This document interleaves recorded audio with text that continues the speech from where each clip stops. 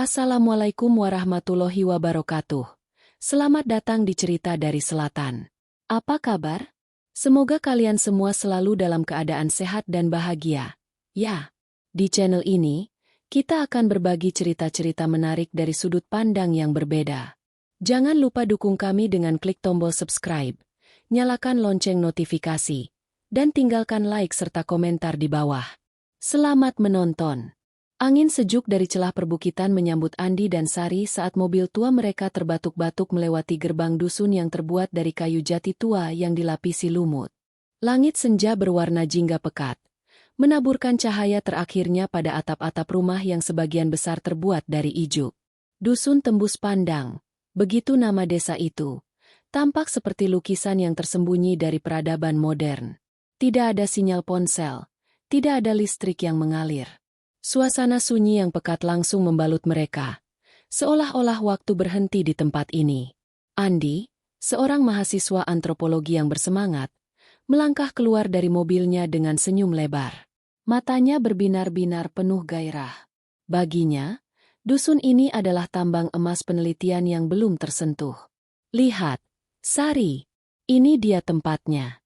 Murni, otentik, tidak terkontaminasi modernitas. Bisiknya dengan antusias, memindai sekelilingnya. Sari, sahabatnya, menghela napas. Dia jauh lebih skeptis. Baginya, dusun ini lebih mirip tempat angker yang keluar dari film horor.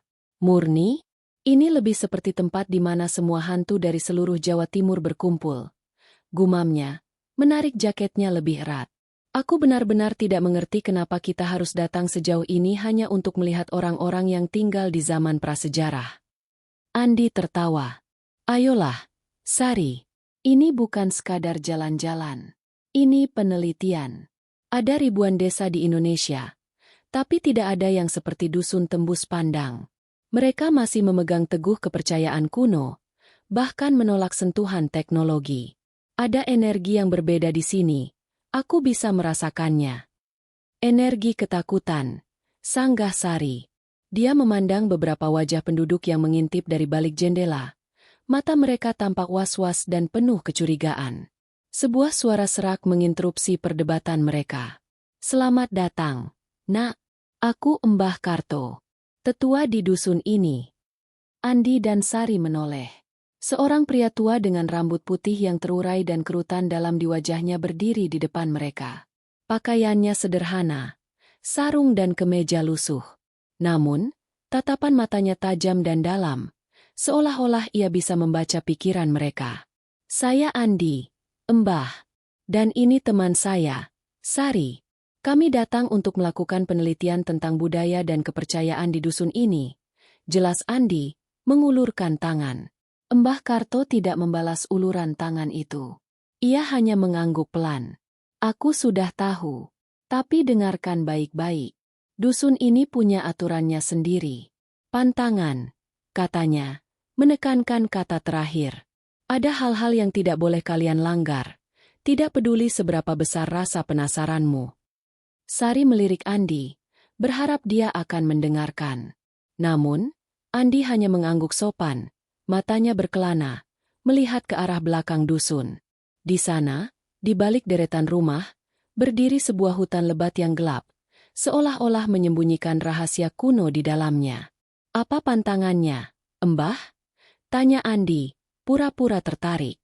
Pertama, jangan pernah berjalan sendirian saat senja apalagi malam hari, kata Mbah Karto dengan suara rendah. Kedua, jangan pernah berbicara atau mengganggu upacara adat. Dan yang paling penting jangan pernah, sekalipun, masuk ke hutan larangan. Hutan itu bukan milik manusia. Ia milik mereka yang sudah tidak berwujud. Andi tersenyum simpul. Rasa penasarannya semakin memuncak. Tentu, Mbah. Kami akan menghormati semua aturan. Mbah Karto mendengus, seolah bisa melihat kebohongan di balik janji Andi. Aku harap begitu, katanya. Jika tidak, petaka akan menimpa bukan hanya kalian, tapi seluruh dusun ini. Malam itu, mereka menginap di sebuah rumah sederhana yang disediakan oleh Mbah Karto. Rumah itu bersih, tapi terasa dingin. Di luar, Suara serangga dan binatang malam terdengar bersahutan. Sari mencoba menghubungi keluarganya, tapi tidak ada sinyal sama sekali. Ia merasa terputus dari dunia luar, dan firasat buruknya semakin menjadi-jadi. "Andi, aku tidak suka tempat ini," bisik Sari, saat mereka duduk di teras. Mbah Karto itu, dia tidak main-main dengan peringatannya. Matanya serius.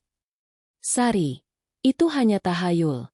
Kita di sini untuk membuktikan bahwa semua itu hanya bagian dari mitos. Hutan larangan itu mungkin hanya tempat keramat biasa. Tidak ada yang perlu ditakutkan," jawab Andi, membalik-balik halaman bukunya. Sari menggelengkan kepalanya. "Aku tidak tahu, Andi, tapi ada sesuatu yang aneh di sini. Kamu merasakannya, kan? Udara terasa berat, dan orang-orang itu mereka terlihat ketakutan." Andi mengabaikannya. Pikirannya sudah dipenuhi dengan rencana untuk besok. Ia akan memulai wawancara, mencari tahu tentang artefak kuno yang didengarnya, dan yang paling penting, ia akan menemukan cara untuk masuk ke hutan larangan. Ia percaya, di sana, di dalam kegelapan itu, tersembunyi rahasia yang akan membuat namanya dikenal di dunia antropologi. Ia tidak tahu bahwa di balik ambisinya, ia sedang membuka pintu menuju kegelapan yang sesungguhnya, yang jauh lebih menakutkan dari apapun yang pernah ia bayangkan. Pagi hari di dusun tembus pandang tidak semenakutkan malamnya. Kabut tipis menyelimuti perbukitan, dan matahari terbit menyinari dusun dengan kehangatan yang lembut. Andi, penuh semangat, memulai misinya. Ia berjalan dari satu rumah ke rumah lain, berbicara dengan penduduk dusun. Mereka ramah, tapi sangat tertutup. Mereka menjawab pertanyaannya dengan singkat dan menghindari kontak mata, terutama ketika ia bertanya tentang hutan larangan. "Itu tempat suci," kata seorang ibu parubaya, buru-buru menutup pintu. "Tidak boleh dibahas, apalagi didatangi." Seorang pria tua lainnya hanya menggelengkan kepala. "Kami menghormati alam, Nak.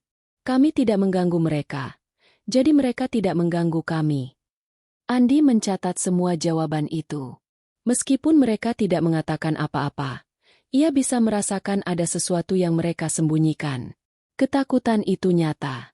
Ia melihatnya di mata mereka, dalam gerakan tubuh mereka yang cemas, dalam bisikan-bisikan yang mereka lontarkan saat ia mendekat. Sementara Andi sibuk dengan penelitiannya, Sari mencoba menyesuaikan diri. Ia mencoba berinteraksi dengan anak-anak dusun. Mereka juga ramah, tapi mereka juga memiliki mata yang sama seperti orang dewasa, mata yang penuh dengan kecemasan. Seorang gadis kecil yang sedang bermain dengan boneka jerami tiba-tiba berhenti dan menunjuk ke arah hutan larangan. "Kakak, jangan ke sana. Nanti Mbah Roh marah," bisiknya. Sari mencoba bertanya lebih jauh, tapi gadis itu lari ketakutan. Malam kembali datang, dan dengan itu, suasana sunyi yang mencekam. Andi dan Sari duduk di teras, mendengarkan suara-suara malam. Namun, kali ini, ada sesuatu yang berbeda. Ada suara yang lebih aneh, lebih berat, yang datang dari arah hutan larangan. Suara itu terdengar seperti gerungan rendah, seperti batu yang bergesekan, atau dahan-dahan pohon yang patah. "Kau dengar itu, kan?" bisik Sari, wajahnya pucat. Andi juga mendengarnya. Tapi ia menolak untuk takut. "Mungkin itu binatang hutan," jawabnya, mencoba meyakinkan dirinya sendiri. "Babi hutan atau yang lainnya." Namun, suara itu semakin keras, dan kali ini, terdengar seperti bisikan-bisikan. Bisikan itu tidak bisa dimengerti, tapi nadanya terdengar seperti sebuah ancaman. Andi merasa merinding, tapi ia berusaha mengabaikannya. Di tengah malam, Sari terbangun dari tidurnya karena suara-suara di luar. Ia melihat Andi sudah tidak ada di tempat tidur. Ia panik. Ia tahu Andi tidak mendengarkan peringatan. Ia tahu Andi akan pergi ke hutan larangan. Sari lari keluar, mencari Andi. Di bawah cahaya rembulan yang redup, ia melihat bayangan Andi berjalan ke arah hutan. "Andi, jangan!" teriaknya. Andi tidak menoleh. Ia terus berjalan, seolah-olah ada kekuatan tak terlihat yang menariknya. Sari berusaha mengejarnya, Tetapi langkahnya terhenti. Ia melihat sesuatu yang membuat darahnya membeku. Sebuah bayangan hitam, besar, dan tidak berbentuk, mengikuti Andi dari belakang. Bayangan itu tidak memiliki wujud yang jelas. Ia hanya berupa gumpalan kegelapan yang bergerak dengan cepat, seolah-olah ia adalah bayangan Andi yang lepas dari tubuhnya. Sari berteriak, tapi suaranya tidak keluar. Ia hanya bisa melihat Andi terus berjalan, dan bayangan itu semakin mendekatinya, seolah-olah ia adalah pengawal yang menemani tuannya menuju tempat yang seharusnya tidak ia datangi. Ia tahu Andi sudah tidak sepenuhnya sadar. Ia sudah dikuasai oleh ambisinya. Dan ia tidak tahu bahwa ambisi itu akan membawa petaka yang jauh lebih besar dari yang bisa ia bayangkan. Sari ingin berteriak, "Andi, berhenti! Mereka sudah datang. Mereka sudah menjemputmu." Tetapi suaranya tercekik.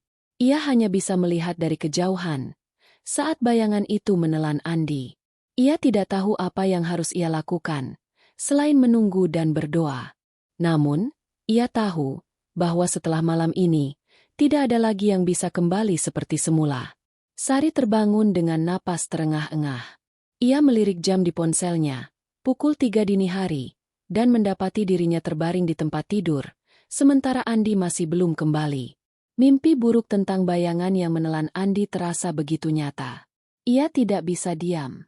Dengan hati berdebar, ia keluar dari penginapan, berjalan menyusuri jalan setapak yang gelap, menuju ke arah hutan larangan. Kabut tebal menyelimuti dusun, membuat setiap langkah terasa seperti berjalan di dalam dunia lain. "Andi! Andi!" panggilnya. Suaranya parau. Tidak ada jawaban. Ia terus berjalan hingga mencapai pinggir hutan. Di sana, di bawah cahaya rembulan yang samar-samar, ia melihat Andi sedang berdiri membelakanginya, memandangi pohon-pohon besar yang menjulang tinggi ke langit. Tubuhnya kaku, seolah-olah ia sedang dalam keadaan trance. Sari merasa lega dan marah pada saat yang sama. "Andi, apa yang kamu lakukan?" "Aku khawatir setengah mati," bentak Sari. Andi menoleh. Matanya terlihat kosong, namun tatapannya tajam. "Sari, kenapa kamu di sini? Seharusnya kamu tidak keluar sendirian." Sari merasa ada yang aneh.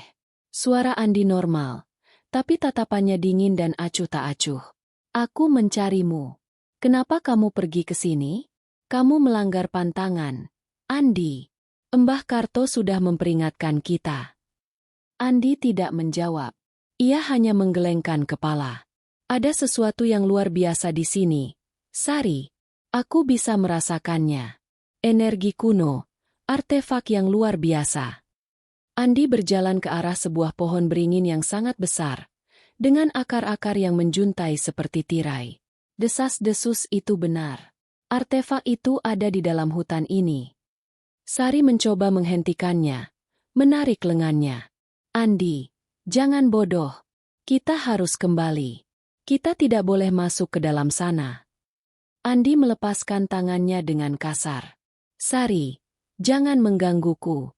Aku harus masuk ke dalam. Ini kesempatan sekali seumur hidup. Penelitianku, tesisku, semuanya bergantung pada ini." Sari tidak percaya dengan apa yang didengarnya. Andi, yang biasanya rasional, kini terlihat seperti orang lain. Ia terobsesi. Matanya dipenuhi ambisi. Sari melihat bayangan Andi yang menakutkan itu lagi, berdiri di belakangnya seperti bayangan. Bayangan itu menunjuk ke arah hutan, seolah-olah memberi perintah. "Andi, bayangan itu, ada sesuatu yang aneh di sana," bisik Sari, ketakutan. Andi tidak menoleh. "Apa yang kamu bicarakan? Hanya ada kita berdua di sini." Ia membalikkan badan dan melangkah masuk ke dalam hutan, meninggalkan Sari yang ketakutan di belakang. Sari tahu, tidak ada yang bisa menghentikannya sekarang. Ia melihat Andi menghilang di balik pepohonan yang gelap, dan hanya bisa berharap ia akan kembali dengan selamat. Di dalam hutan, Andi tidak merasakan apa-apa selain euforia. Ia merasa seperti seorang penjelajah yang sedang menemukan Atlantis. Ia berjalan lebih dalam, melewati pohon-pohon raksasa yang tampak seperti penjaga. Suara-suara hutan berubah. Bisikan-bisikan aneh yang didengarnya semalam kini terdengar seperti nyanyian. Suara itu memanggilnya, membimbingnya ke sebuah tempat yang lebih dalam dan gelap. Andi berjalan hingga ia mencapai sebuah dataran kecil. Di tengah-tengah dataran itu, berdiri sebuah batu besar yang ditumbuhi lumut. Di permukaan batu itu, terukir simbol-simbol aneh yang tampak seperti tulisan kuno.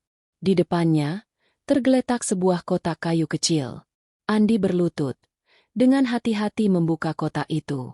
Di dalamnya, tergeletak sebuah patung kecil yang terbuat dari batu hitam. Wujudnya seperti makhluk setengah manusia, setengah binatang, dengan mata yang terbuat dari batu mulia. Seketika, Andi merasa jantungnya berdegup kencang. Ini dia, artefak kuno yang didengarnya. Ia mengeluarkan buku catatannya, dengan cermat menggambarkan patung dan ukiran pada batu. Ia tahu, ia harus mengambil patung itu untuk penelitiannya, tetapi sebuah insting aneh mencegahnya. Ia hanya mencatatnya, lalu menutup kembali kotak itu, meninggalkan patung itu di tempatnya. Namun, saat ia berbalik, sebuah suara serak berbisik di telinganya. Kamu telah melihat, kamu telah mengusik, sekarang kamu akan membayar. Andi merasa merinding. Ia membalikkan badan, tapi tidak ada siapa-siapa. Ia merasa takut, tetapi rasa ingin tahu dan euforia yang ia rasakan jauh lebih kuat. Ia tidak tahu bahwa dengan niatnya yang serakah dan ketidakpeduliannya terhadap pantangan, ia telah melakukan hal yang jauh lebih buruk daripada hanya menyentuh artefak itu. Ia telah membangkitkan sesuatu yang telah tidur ribuan tahun. Ia kembali ke penginapan dan menemukan Sari yang tertidur di kursi. Ia merasa bersalah, tapi ia segera menyingkirkan perasaan itu. Pikirannya sudah dipenuhi dengan artefak itu. Ia akan kembali ke hutan besok. Kali ini, ia akan mengambilnya. Ia akan membawanya kembali ke kota. Ia tidak tahu bahwa ia tidak akan pernah bisa kembali seperti semula. Pagi itu, Andi bangun dengan kepala pusing. Matanya terasa berat, dan ia merasa seolah-olah ada sesuatu yang menempel di punggungnya. Ia melirik ke arah Sari, yang masih tidur. Ia mengambil buku catatannya, dan melihat kembali gambar yang ia buat.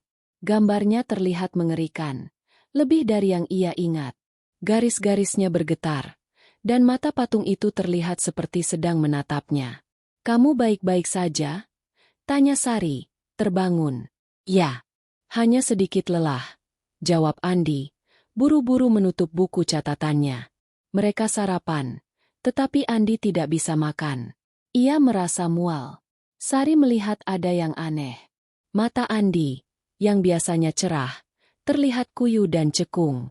Sesekali, matanya berubah menjadi gelap, kosong, seolah-olah ada sesuatu yang lain di dalam dirinya. Saat mereka berjalan di dusun, penduduk tampak menjauh dari mereka. Mereka berbisik-bisik, menunjuk ke arah Andi. Sari mendengar kata-kata, pelanggar, dan petaka. Ia tahu apa yang mereka bicarakan. Andi telah melanggar pantangan. Sari mencoba bertanya kepada Mbah Karto. Mbah, ada apa dengan Andi? Kenapa semua orang menjauhinya? Mbah Karto tidak menjawab. Ia hanya menatap Andi dengan pandangan yang dalam. Dia sudah bukan dirinya lagi, bisiknya. Roh penjaga sudah melihatnya. Dia sudah mengklaimnya. Sari tidak mengerti. Roh penjaga? Apa itu? Setiap dusun punya penjaganya sendiri. Roh penjaga hutan larangan melindungi dusun dari kegelapan yang datang dari dalam hutan. Tapi ketika seseorang melanggar pantangan, mengusik ketenangan mereka, mereka akan datang. Dan mereka akan menuntut tumbal. Jelas Mbah Karto. Sari menoleh ke arah Andi, yang sedang berdiri di dekatnya. Wajahnya pucat. Apa yang harus kita lakukan? Tidak ada. Hanya ada satu cara untuk menghentikannya. Kalian harus kembali ke kota. Sekarang, kata Mbah Karto. Andi mendengar perkataan itu. Ia tertawa. Tawa yang terdengar dingin dan kosong. Kembali? Aku belum selesai. Ada banyak hal yang harus aku temukan di sini. Aku tidak akan pergi sampai aku mendapatkan apa yang aku mau. Sari tidak bisa percaya dengan apa yang didengarnya. Andi, yang dulu peduli dan rasional, kini terlihat egois dan dingin. Malam itu, teror dimulai. Andi mulai diganggu oleh bisikan-bisikan. Bisikan-bisikan itu datang dari segala arah, memanggil namanya, menuntut sesuatu darinya. Andi berusaha mengabaikannya, tetapi bisikan itu semakin kuat. Ia mulai melihat bayangan di setiap sudut ruangan. Bayangan itu melintas di depan matanya, membuat jantungnya berdebar kencang. Sari melihat Andi semakin buruk. Ia tidak bisa tidur, terus-menerus berjalan mondar-mandir di ruangan, bergumam pada dirinya sendiri. Matanya semakin gelap. Ia seperti sedang bertarung dengan sesuatu yang tidak terlihat. Puncaknya, Andi mulai menyerang Sari. "Kau menghalangi jalanku," teriaknya. "Kau tidak ingin aku sukses. Kau ingin aku gagal." Sari ketakutan. Ia belum pernah melihat Andi seperti ini. Ia mencoba menenangkan Andi, tetapi Andi hanya mendorongnya. "Aku harus kembali ke hutan. Aku harus mengambilnya. Aku harus membuktikan bahwa aku benar." Sari melihat kegelapan di mata Andi. Ini bukan lagi Andi yang ia kenal. Ini adalah Andi yang dikuasai oleh ambisinya dan sesuatu yang lebih jahat dari itu. Sari akhirnya sadar. Andi tidak melanggar pantangan hanya dengan masuk ke hutan. Ia melanggar pantangan dengan niatnya yang buruk, dengan keserakahannya. Mbah Karto benar. Roh penjaga telah mengklaimnya, dan jika Sari tidak melakukan sesuatu, ia tidak akan pernah bisa mendapatkan Andi yang lama kembali. Dengan putus asa, Sari mulai mencari tahu. Ia ingin menemukan cara untuk memutus ikatan antara Andi dan entitas itu. Ia tidak tahu apakah ia akan berhasil, tapi ia harus mencoba. Ia tidak akan menyerah pada sahabatnya.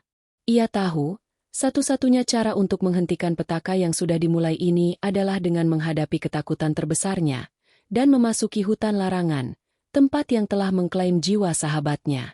Sari tidak bisa tidur.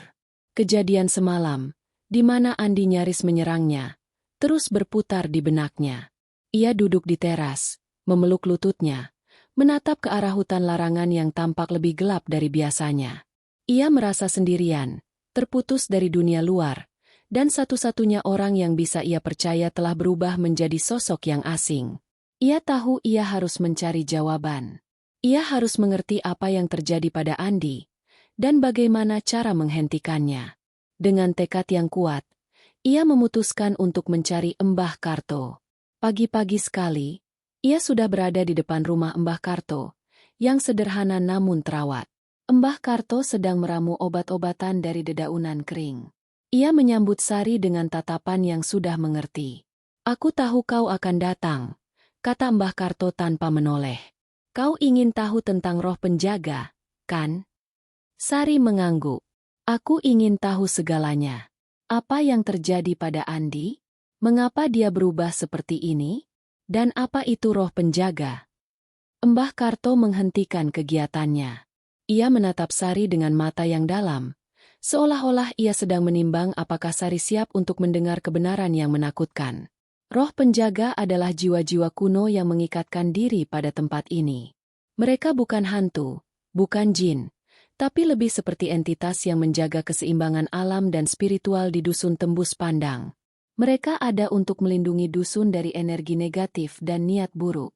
Hutan larangan adalah tempat di mana mereka bersemayam. Mereka tidak mengganggu manusia, selama manusia tidak mengganggu mereka. "Tapi kenapa mereka mengganggu Andi?" tanya Sari. "Karena Andi bukan hanya melanggar pantangan, ia melanggarnya dengan niat buruk," jawab Mbah Karto dengan suara rendah.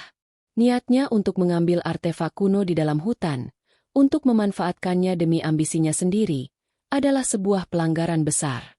Dia tidak menghormati keberadaan mereka, dan itu membangkitkan kemarahan roh penjaga.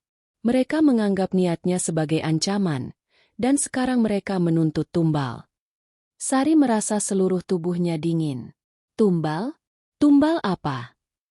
Jiwa dan raga. Roh penjaga akan menguasai tubuhnya perlahan-lahan. Mereka akan menjadikan Andi sebagai wadah mereka.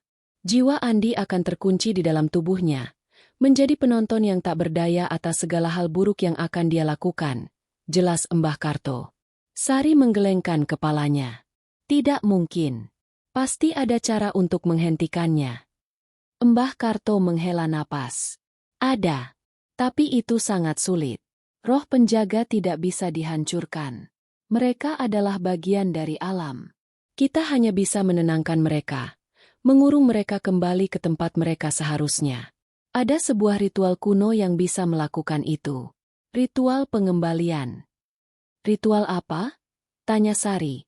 Matanya berbinar penuh harapan. Ritual itu membutuhkan benda suci yang kuat.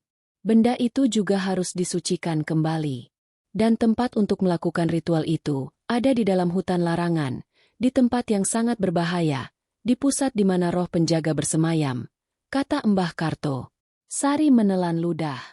Jadi, kita harus masuk ke hutan itu lagi. Mbah Karto mengangguk. Ya, dan kali ini, kamu harus melakukannya dengan niat yang murni. Niat untuk menyelamatkan, bukan untuk mengambil keuntungan. Hanya niat yang murni yang bisa membuat ritual itu berhasil. Sari terdiam. Ia memikirkan Andi, sahabatnya, yang kini menjadi wadah bagi entitas jahat. Ia harus mengambil risiko, masuk kembali ke hutan yang menakutkan itu, demi menyelamatkan Andi. Ia tidak tahu apakah ia akan berhasil, tapi ia tahu ia harus mencobanya. Ia tidak akan membiarkan Andi hilang selamanya. Ia berbalik, bergegas kembali ke penginapan. Di sana, ia melihat Andi sedang duduk di pojok ruangan, bergumam-gumam tidak jelas. Matanya yang gelap menatapnya dengan pandangan kosong, tapi di balik kegelapan itu, Sari bisa melihat secercah rasa takut, seolah-olah jiwa Andi yang asli sedang berjuang. Sari tahu, perjuangan itu belum selesai. Malam kembali datang, membawa serta kegelapan dan teror yang semakin pekat. Andi, yang kini sepenuhnya dikuasai oleh roh penjaga, mulai bergerak. Ia tidak lagi bergumam. Ia berjalan dengan langkah yang pasti. Matanya yang kosong kini memancarkan cahaya merah, seolah-olah ada api di dalamnya. Sari melihatnya. Andi, kamu mau kemana? Tanyanya, mencoba mendekat. Andi tidak menjawab. Ia hanya berjalan, keluar dari penginapan, menuju ke tengah dusun. Sari mengikutinya.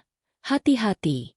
Ia melihat penduduk dusun mengunci pintu dan jendela mereka rapat-rapat, menatap Andi dengan ketakutan yang mendalam.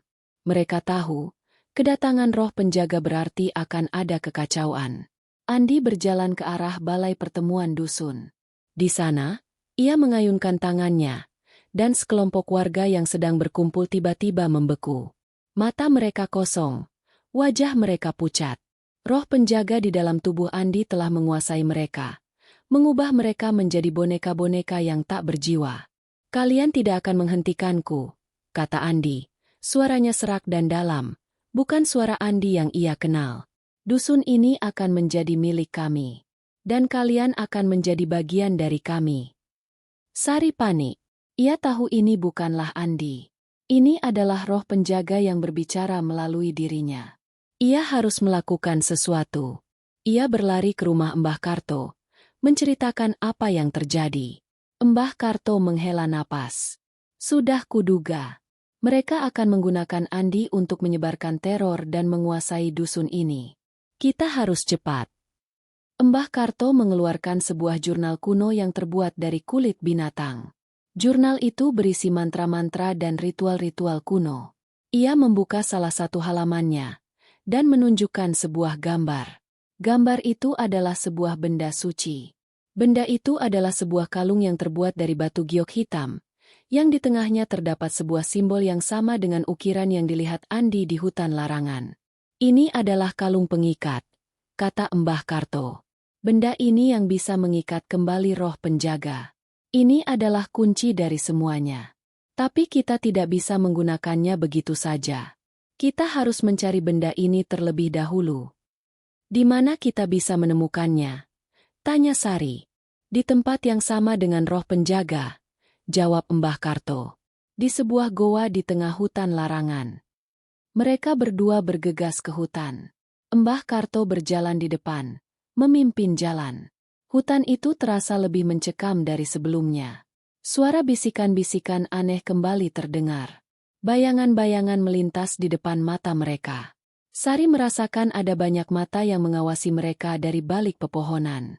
Di tengah perjalanan, mereka tiba-tiba mendengar suara tawa yang dingin dan menyeramkan. Tawa itu datang dari depan mereka. Mereka melihat Andi, yang berdiri di sebuah pohon besar, tersenyum sinis. "Kalian datang," kata Andi. Suaranya menggema.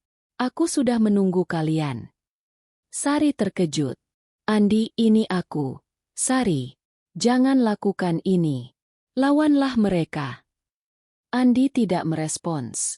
Roh penjaga di dalam dirinya membuat gerakan aneh. Pohon-pohon di sekitar mereka mulai bergoyang, dahan-dahan bergesekan, dan akar-akar pohon mencuat dari tanah, mencoba menjebak mereka. "Kau tidak bisa menghentikanku," kata Andi. "Aku sudah memilih wadah yang sempurna." Seorang pemuda yang serakah dan ambisius.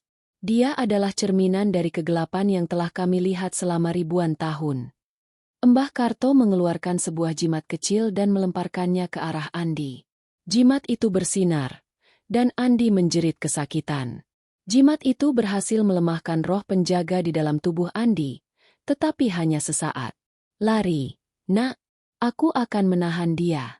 Pergi ke goa dan ambil kalung pengikat," perintah Mbah Karto. Sari mengangguk. Ia berlari, melewati rintangan-rintangan yang diciptakan oleh Andi. Ia berlari sekuat tenaga, tidak peduli dengan bisikan-bisikan yang memanggil namanya, atau bayangan-bayangan yang mengikuti langkahnya. Ia hanya fokus pada tujuannya, menemukan kalung pengikat dan menyelamatkan Andi. Saat ia tiba di depan goa, ia melihat sebuah cahaya yang memancar dari dalamnya. Ia tahu itu adalah kalung pengikat. Namun, ia juga tahu, ia harus berhati-hati. Roh penjaga pasti sudah menempatkan jebakan di sana. Ia menarik napas dalam-dalam, menguatkan mentalnya, dan masuk ke dalam goa, siap menghadapi apapun yang menunggunya di sana. Sari melangkah masuk ke dalam goa dengan hati-hati. Udara di dalamnya dingin dan lembab, membawa aroma tanah basah dan lumut. Cahaya dari kalung pengikat yang tergeletak di tengah goa menjadi satu-satunya sumber penerangan, memancarkan aura magis yang menenangkan sekaligus mengintimidasi. Dinding goa dihiasi dengan ukiran-ukiran aneh yang terlihat mirip dengan yang ada di hutan larangan, menambah kesan kuno dan sakral pada tempat itu. "Ini dia," bisik Sari pada dirinya sendiri. Matanya tidak lepas dari kalung itu. Ia berjalan perlahan, melintasi genangan air dan menghindari batu-batu tajam. Ia merasa ada sesuatu yang tidak beres. Tidak ada jebakan fisik seperti yang ia bayangkan. Tidak ada suara. Tidak ada bayangan. Hanya keheningan yang mencekam. Keheningan yang terasa lebih menakutkan daripada suara apapun.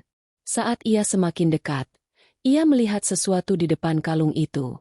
Sebuah bayangan, tidak berbentuk, berdiri diam, seolah-olah sedang menjaga kalung itu.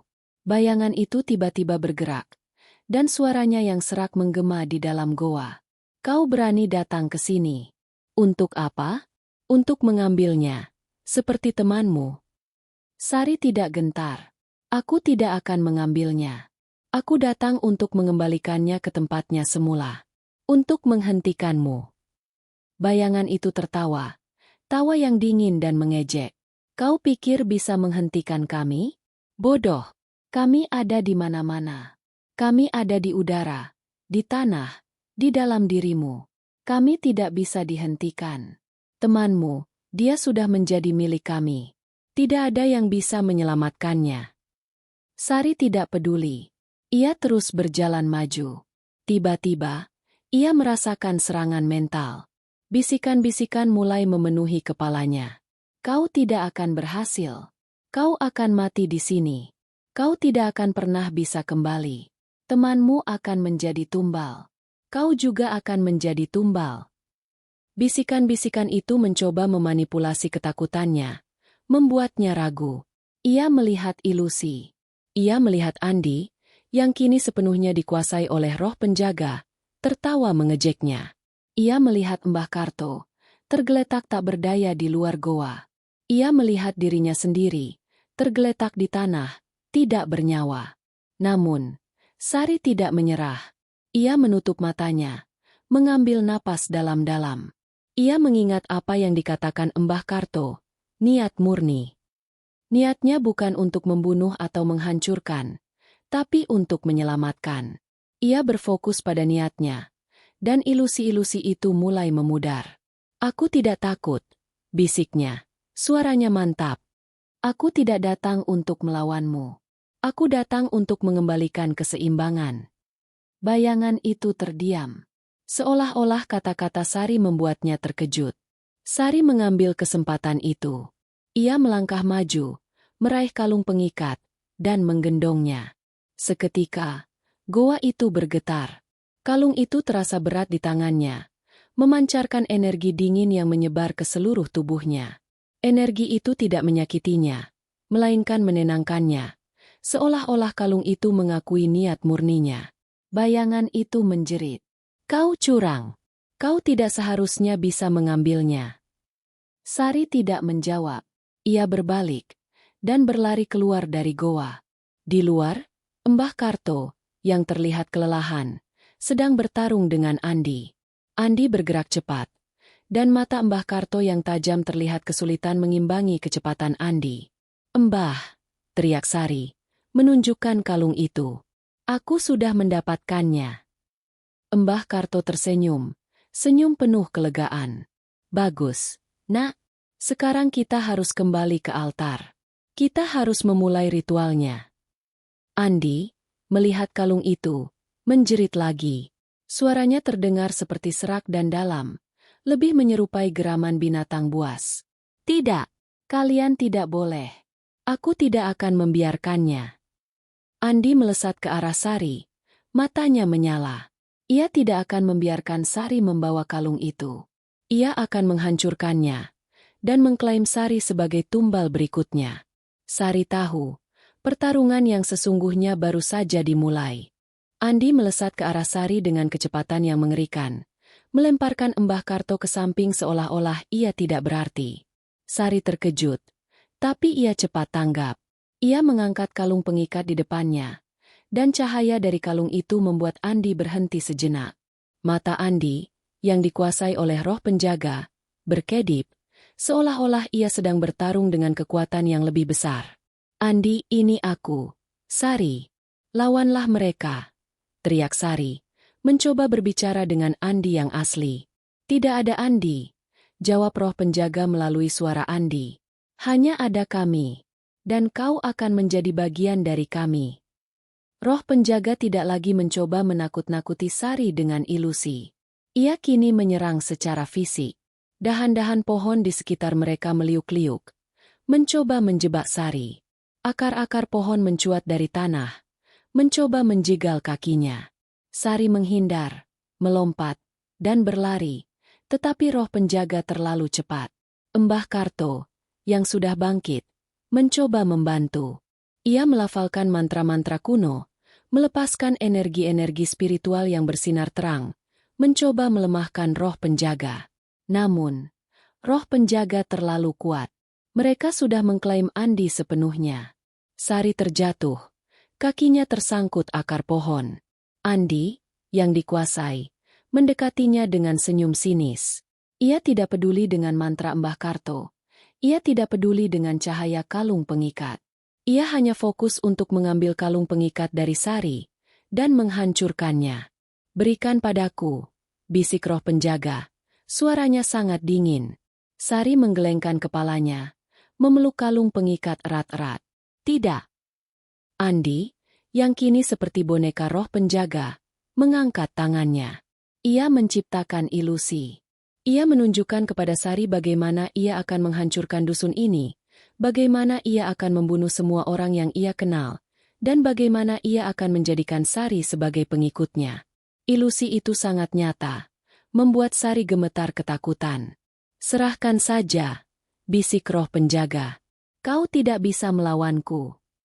Namun, di tengah ilusi itu, Sari melihat secercah cahaya. Cahaya itu datang dari mata Andi. Matanya berkedip, menunjukkan kilatan warna yang ia kenal. Sari tahu, Itu adalah Andi yang asli, sedang berjuang. Ia tidak menyerah. Ia masih ada di dalam sana, melawan. Sari mengambil napas dalam-dalam. Andi, kamu ada di dalam, kan? Aku tahu kamu bisa mendengarku. Aku datang untuk menyelamatkanmu. Lawanlah mereka. Kata-kata Sari seperti mantra. Mata Andi yang gelap berkedip lagi, dan kali ini, kilatan itu lebih lama. Andi yang dikuasai roh penjaga menjerit kesakitan, memegangi kepalanya. Diam, diam. Aku tidak akan mendengarkanmu, teriaknya. Sari melihat celah itu. Andi, kamu tidak serakah. Kamu tidak egois. Kamu adalah orang baik. Kamu harus melawan. Kita akan pulang. Aku akan membawamu pulang.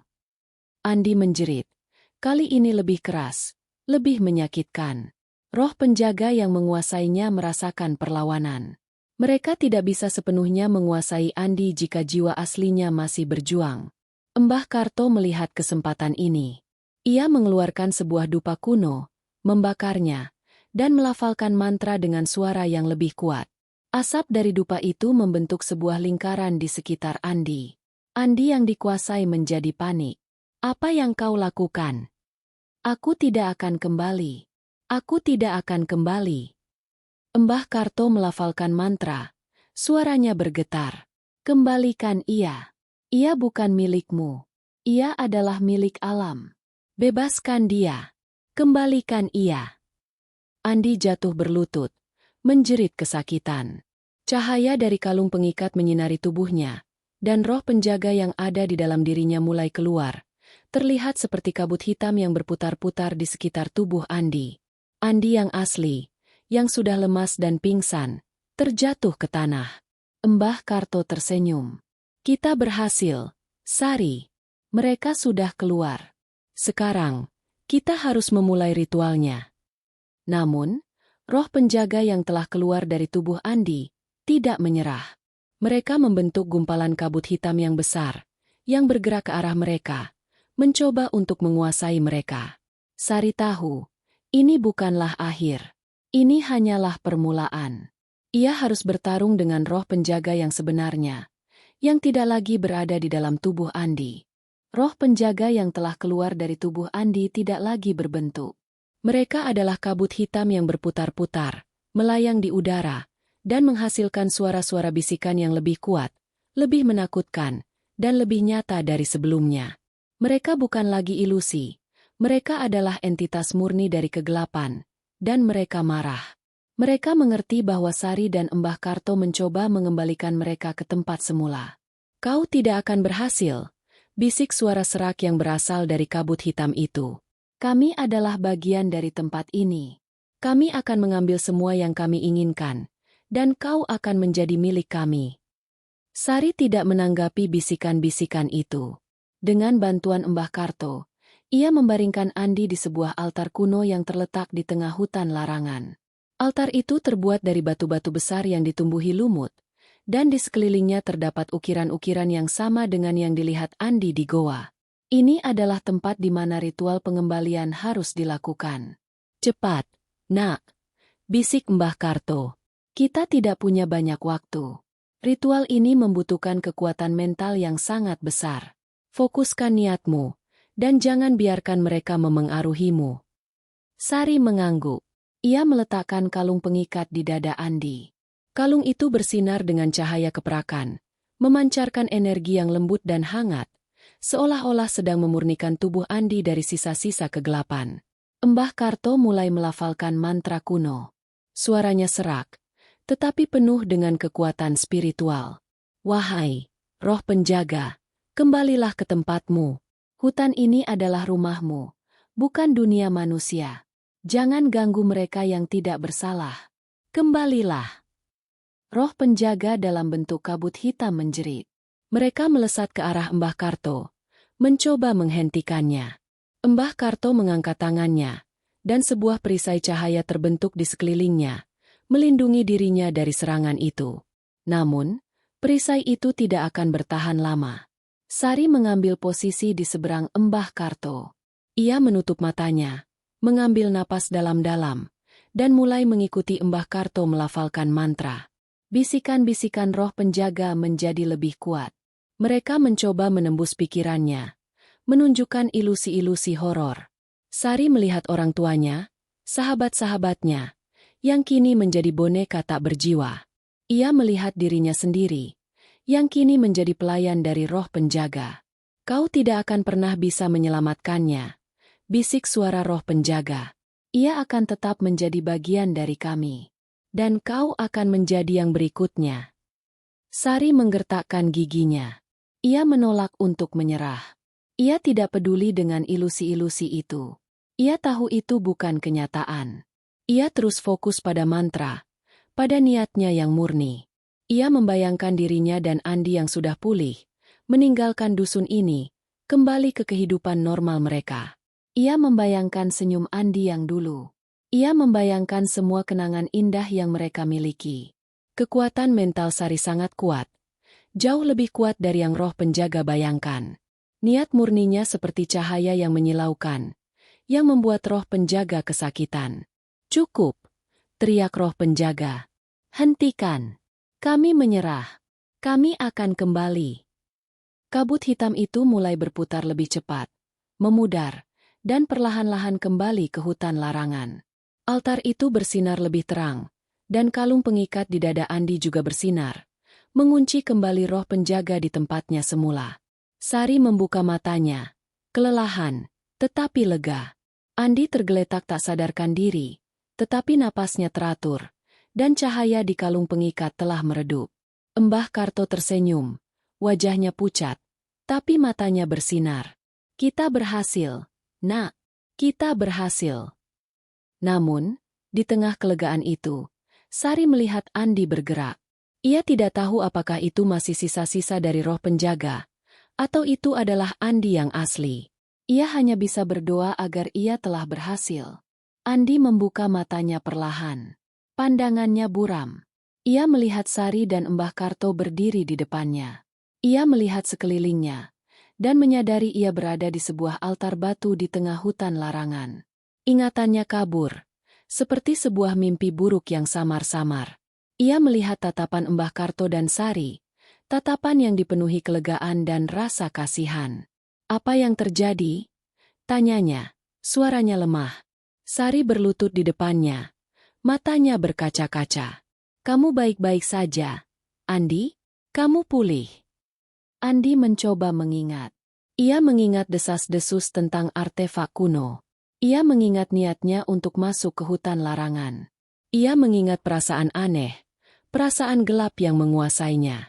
Ia mengingat dirinya berbicara dengan suara yang bukan suaranya. Ia mengingat dirinya menyerang Sari. Dan ia mengingat perjuangan yang sangat menyakitkan di dalam kepalanya. Perjuangan untuk kembali ke tubuhnya sendiri. Aku minta maaf, bisiknya. Aku tidak tahu apa yang aku lakukan. Aku dikuasai. Aku dikuasai oleh ambisiku sendiri. Sari memeluknya. Air matanya tumpah. Tidak apa-apa, Andi. Semuanya sudah berakhir. Kamu selamat. Mbah Karto mengangguk. Kau telah belajar pelajaran yang berharga. Nak, ada beberapa hal di dunia ini yang tidak bisa dijelaskan oleh ilmu pengetahuan. Ada beberapa hal yang harus dihormati. Mereka kembali ke dusun saat fajar menyingsing. Penduduk dusun menyambut mereka dengan wajah lega. Mereka tahu, petaka itu telah berakhir. Mereka tidak menanyakan apa-apa, tetapi mereka memberikan senyum dan mengangguk, seolah-olah mereka mengerti apa yang telah terjadi. Andi dan Sari berkemas. Mereka tidak akan tinggal lebih lama lagi. Mereka tidak akan pernah kembali. Di dalam mobil, saat mereka melewati gerbang dusun yang sunyi, Andi memegang tangan Sari. Ia tidak bisa melupakan apa yang telah ia lakukan, dan rasa bersalah itu akan selalu menghantuinya. Aku tidak tahu bagaimana aku bisa membalasmu, kata Andi. Kamu telah menyelamatkan hidupku. Aku tidak akan pernah bisa melupakan apa yang kamu lakukan. Sari tersenyum. Kamu tidak perlu membalas apa-apa, Andi. Kamu sahabatku. Itu sudah cukup. Mereka meninggalkan dusun tembus pandang, sebuah desa yang akan selalu menjadi bagian dari kenangan mereka. Mereka pulang dengan satu pelajaran yang sangat berharga, bahwa ada kekuatan yang lebih besar dari ambisi manusia, dan bahwa melanggar pantangan, terutama pantangan spiritual, bisa membawa petaka yang jauh lebih buruk dari yang bisa dibayangkan.